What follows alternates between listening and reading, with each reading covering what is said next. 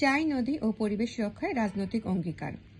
আসন্ন 13তম জাতীয় সংসদ নির্বাচনের ইশতেহারে নদী, সমুদ্র ও পরিবেশ রক্ষার সুস্পষ্ট অঙ্গীকার চায় পরিবেশবাদী সংগঠনগুলো। এই দাবিতে 10 জানুয়ারি শনিবার রাজধানীতে মানববন্ধন করেছেন তারা। আমাদের আজকের যে মানববন্ধন, এই মানববন্ধনের অন্যতম দাবি হচ্ছে সংসদের প্রত্যেকটি সংসদীয় সদস্যের ইশতেহারে এই নদী নিয়ে কথা থাকতে হবে। এটি কোনো মৌখিক কথা নয়, এটি একটি লিখিত কথা এবং তাদের লিখিতভাবে দলিল আকারে আমাদের সামনে আনতে হবে যে আমরা সংসদে নির্বাচিত হলে আমরা নদী নিয়ে কি কি কাজ করব। শনিবার সকালে জাতীয় প্রেস ক্লাবের সামনে এই মানববন্ধনের আয়োজন করে নোঙ্গর ট্রাস্ট। তাদের সাথে একাত্মতা প্রকাশ করে নদী রক্ষা জোট সহ বেশ কিছু সংগঠন। মানববন্ধনে বক্তারা বলেন, নদী দখল আর দূষণে আজ দেশের অস্তিত্ব বিপন্ন। জলবায়ু পরিবর্তনের ঝুঁকিতে আছে উপকূলীয় এলাকা। তাই টেকসই উন্নয়নের জন্য পরিবেশ রক্ষার কোনো বিকল্প নেই।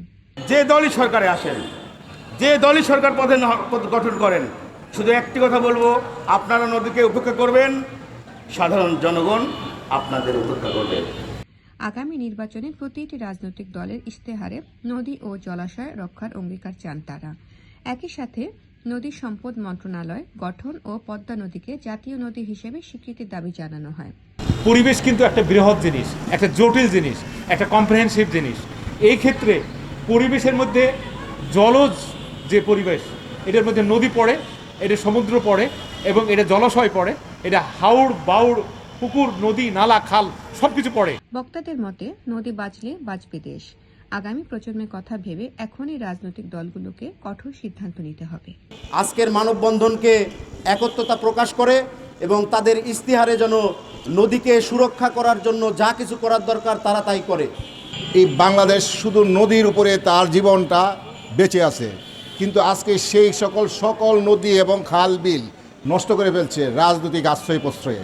আপনি এসে বলছেন ভোট চাই, নির্বাচন করবেন, অমুক দল তমুক দল, অদ্ভুত অদ্ভুত নাম, যে নামগুলো বাংলাদেশে এই বছর প্রায় 51টি রাজনৈতিক দলের নাম সঠিকভাবে কেউ বলতে পারবে না।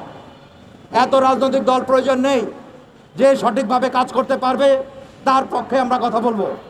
আর আপনারা যদি না পারেন রাজনীতি থেকে ইস্তফা দিন।